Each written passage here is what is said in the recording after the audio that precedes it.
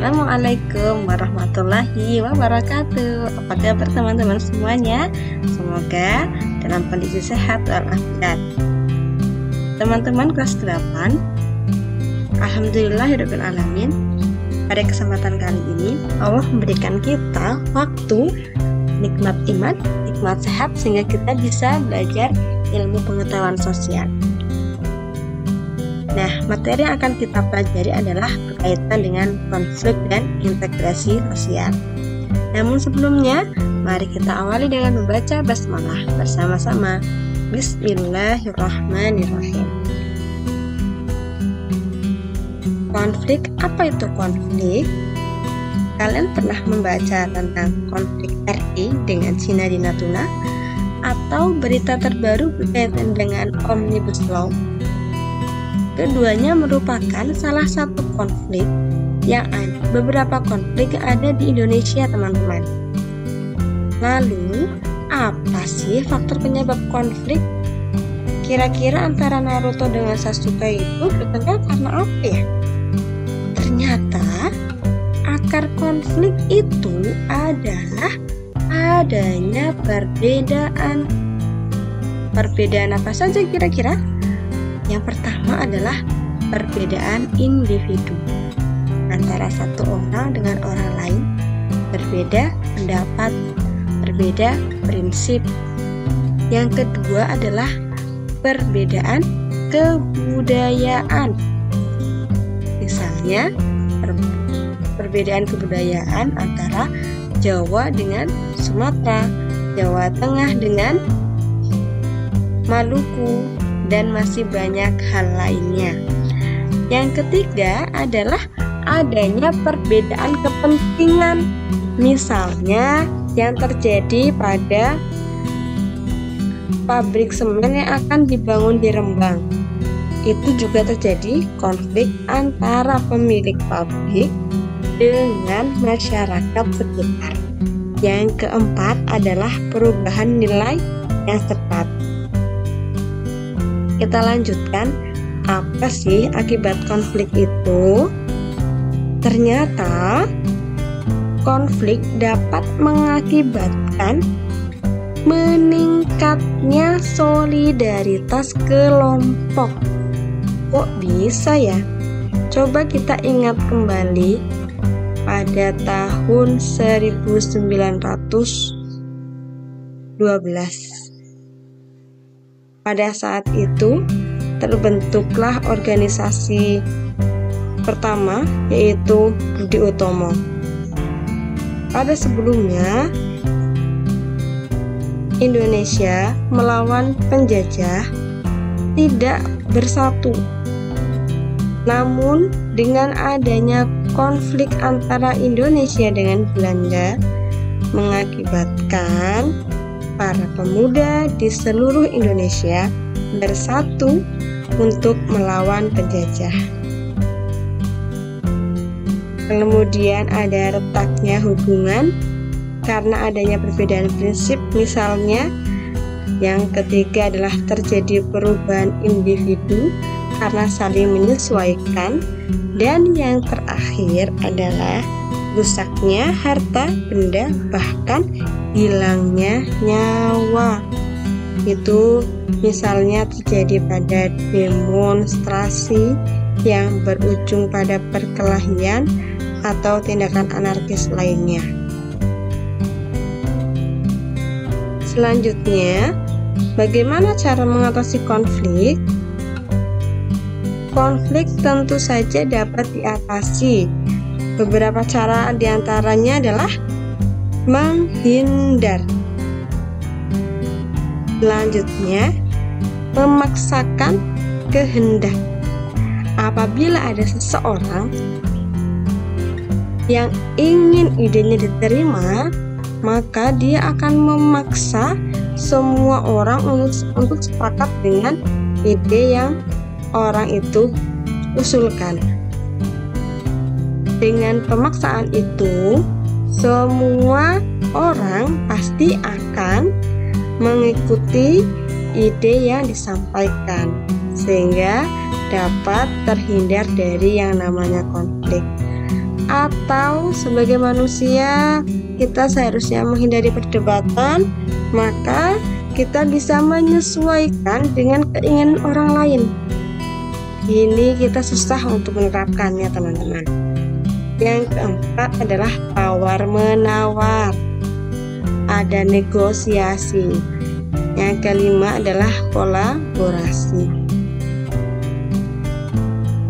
Baik teman-teman, kita lanjutkan untuk integrasi sosial. Kalau konflik tadi itu menuju pada perpecahan karena adanya perbedaan. Sedangkan integrasi sosial itu apa? Integrasi sosial adalah proses penyesuaian unsur-unsur yang berbeda masyarakat sehingga menjadi satu. Berarti ada unsur yang berbeda dan menjadi satu. Itu adalah integrasi. Contoh unsur-unsurnya adalah adanya perbedaan ras, perbedaan suku, perbedaan budaya, perbedaan kebiasaan, perbedaan sistem norma, dan masih banyak lagi perbedaan yang ada di Indonesia dan membuat masyarakat Indonesia malah menjadi bersatu. Inilah yang dinamakan dengan integrasi sosial. Lalu, apa saja syarat integrasi sosial? Ada 3 syarat utama. Yang pertama adalah memastikan antara satu masyarakat dengan masyarakat lainnya merasa saling membutuhkan. Kita membutuhkan orang lain dan orang lain pun membutuhkan kita. Itu adalah syarat pertama untuk terjadi integrasi sosial. Kalau tidak saling membutuhkan, tidak akan terjadi yang namanya integrasi sosial. Selanjutnya adalah kalau sudah saling membutuhkan, maka akan terbentuk yang namanya nilai dan norma, dan semua orang yang terlibat harus sepakat dengan nilai dan norma tersebut.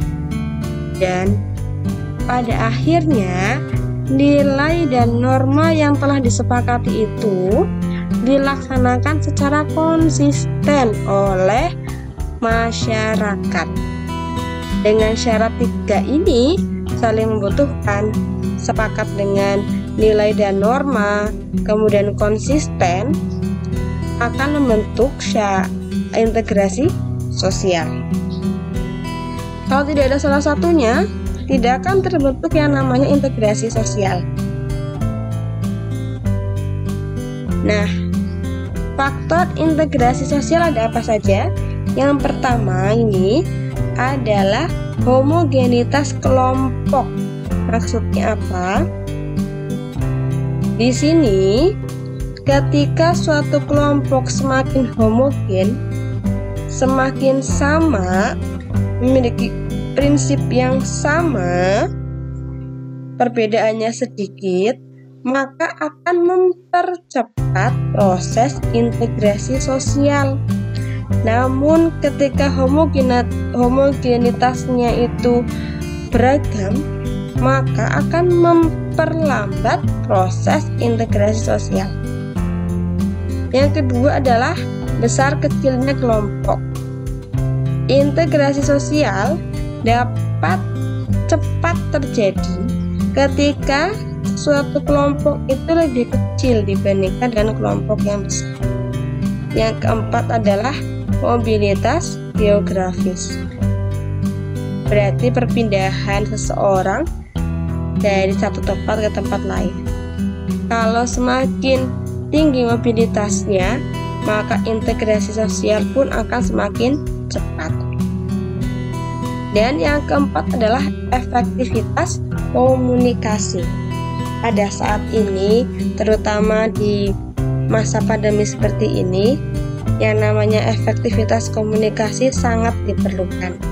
Apabila komunikasi antara satu masyarakat dengan masyarakat lain itu sangat efektif, maka akan mempercepat integrasi sosial.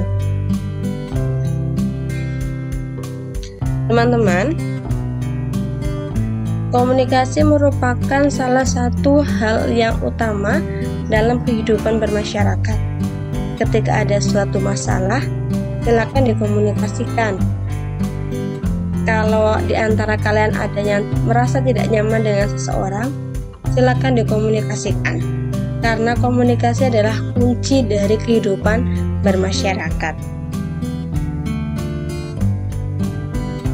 Baik teman-teman, itulah pembelajaran kita untuk materi integrasi sosial dan konflik.